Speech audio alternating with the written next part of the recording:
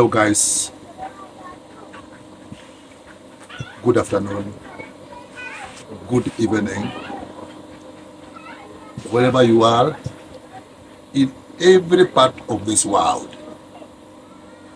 Once again, it's Danson Moneki. Welcome you back again here in Nairobi, Kenya.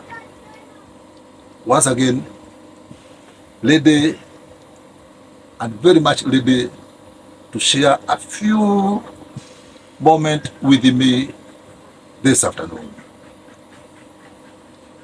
Guys, hope you are well wherever you are. Hope everything is good. And for those who are not feeling well, may the age of God visit you now.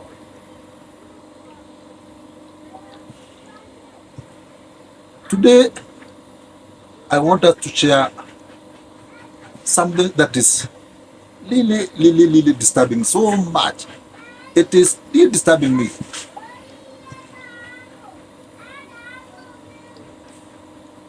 And it is so serious and very serious.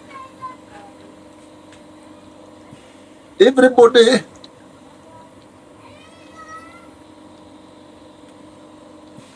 here in Kenya and Africa and the whole world is seeing all what South Africa is doing to the citizens of other African countries.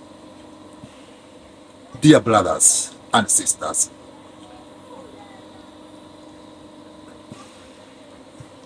just if you really you are watching what those brothers of Africa, our dear brothers of South Africa are doing, you'll be shocked. You'll be shocked.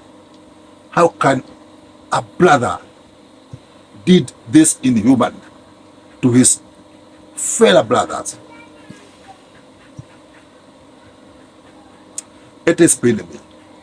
It is paining me so much,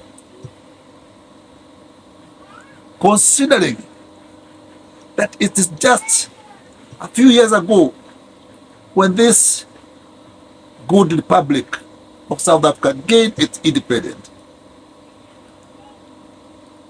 For those who have at least learned a bit of history,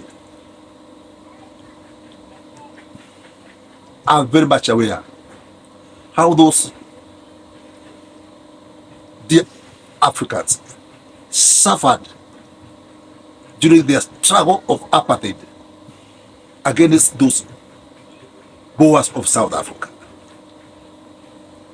Most South Africans were refugees in nearly every part of this part of Africa, every country.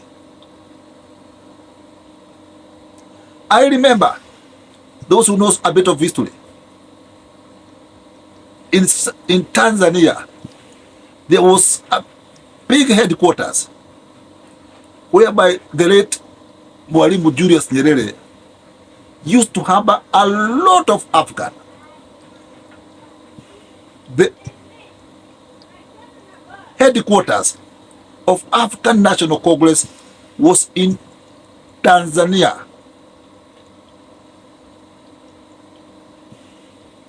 And that is where most of the said former President Mbeki, all those freedom fighters of apartheid during those days used to reside, to stay, because of fear of being killed by the apartheid.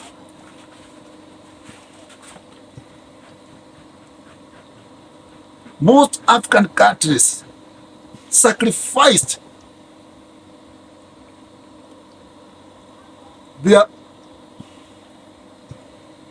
blood, money, everything because of their dear brothers, South Africans. You could see every part of Nairobi, here in Nairobi, South Africans working during that time.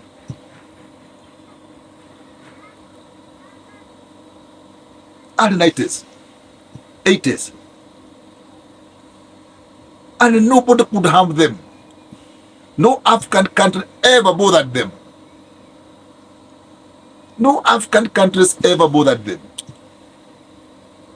They used to go their daily chores, daily duties, comfortably, without being harassed. Because everybody knew the suffering of their dear brothers in South Africa, especially in Soweto. The massacres used to happen there every now and then.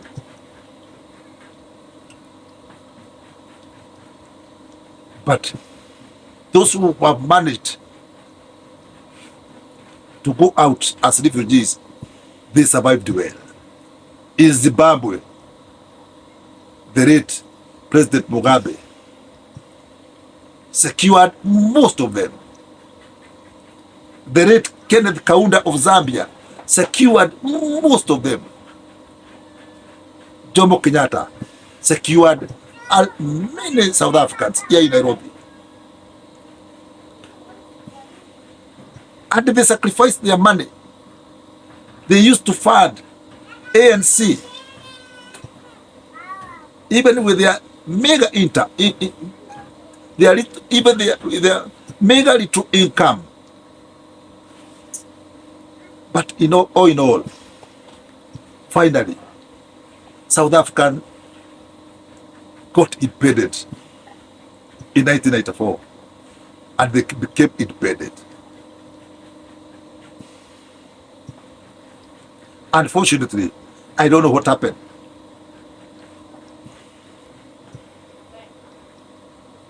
After a very short time,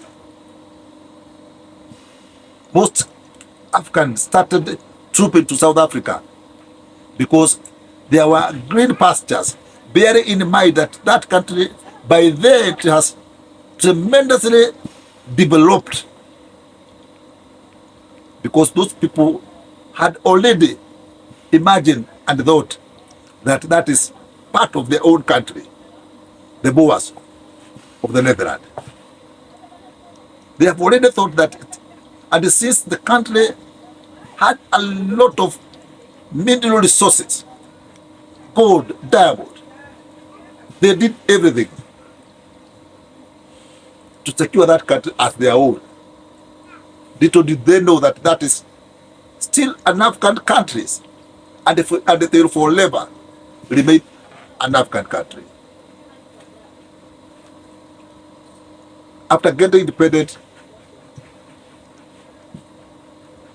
everything remained there, since it all belonged to South Africa. Although much has been siphoned out to their countries, but African natural resources was so huge, even by the time they left. Most Africans, Kenyans included, started trooping back to South Africa as to search for green pastures, thinking as they welcomed their brothers, they will still do the same to them.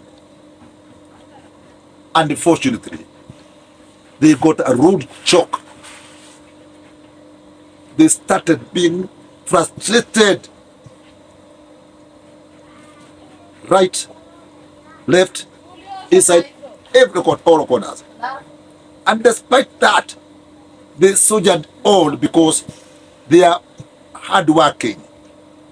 And you'll be shocked that most of those troops back to those countries went to South Africa. They did not seek employment there. They did not seek employment there. They only went there to look for an opportunity. There was a lot they could do there and survive and get out of money. Koja hapo. There is a lot they could do there and did and earn a lot. Very little job, bigger job. Barbers open the shops there, small shop, and they earn a lot. They earn a lot. Most of the jobs the same South African could not do because of pride. Most of jobs that they could not do because of prideness. But other African countries, since they are already used to their countries, since they are used to their countries, they were free. They did their job and got a lot of money. It reached a time the fellow South African started getting bitter, getting worried that these people, they have come here to grab their wealth. They had come here to grab their wealth. Yet they could see themselves, all what these other Africans are what they are doing. They could as well do the same. But because of pride, which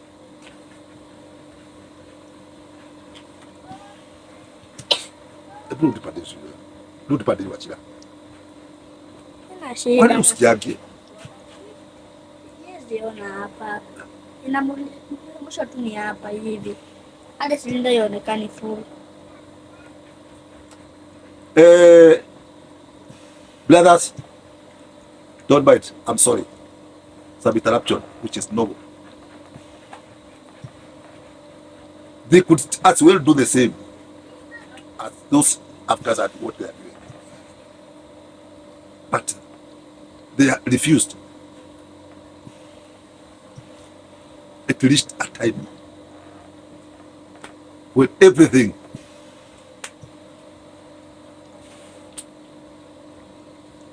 came to a standpoint. And the same people started bringing problems. They first started with Nigerians. They even went as far as killing them. They went as far as killing them. Imagine killing your brother. Killing your brother just because of his hard working. Just because of being hard working. Just because of somebody working his hard. With his hard to earn a living. And there you are killing him. Tell him that he has come here to grab the wealth of your country. It was very unfortunate. Later, the wealthy Nigerians hired chartered plane. And there they took all the Nigerians who were living in South Africa by then. Very surprisingly, those who are left now, including Kenyans, Zimbabweans, they are being chased away. Just imagine how many Africans from other countries are being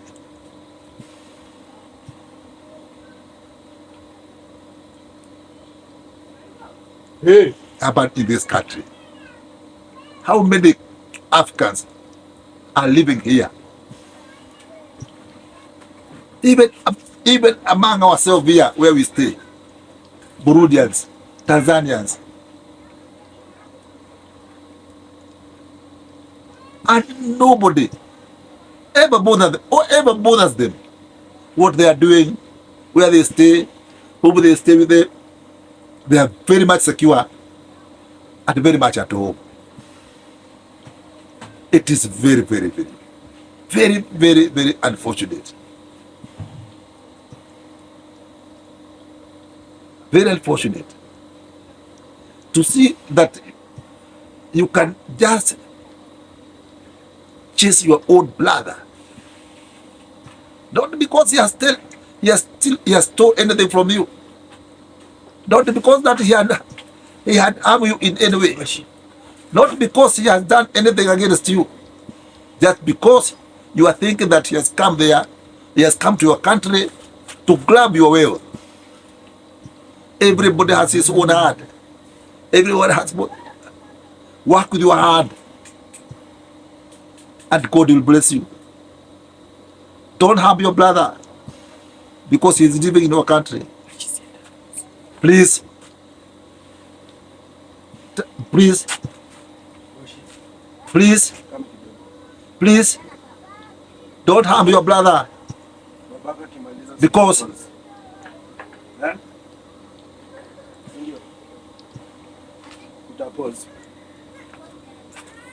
finally, I would urge, wherever we are, Africans, and even not African, even the Europeans, wherever we are, let us stay in harmony. Let us stay in peace. This is the world of God. He is the one who created this world. Why harm your brother? Why frustrate your brother? Why? Why?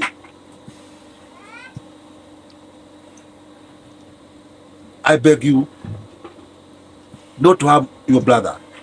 Let us stay in good brotherhood. Let us love each another. And God will bless us. I believe for those few words, we have learned something, and we will continue to learn something every day.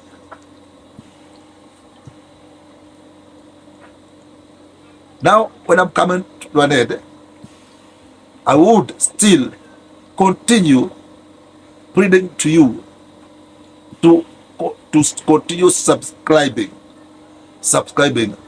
I would appreciate very, very sincerely for those few who have already come to subscribe to my YouTube, and for those who have not yet, kindly, I beg you, I kneel before you. I hope we are together, and at least everyone has learned something from the discussion of our today. And from there, I want to end my channel for today. Thank you very much.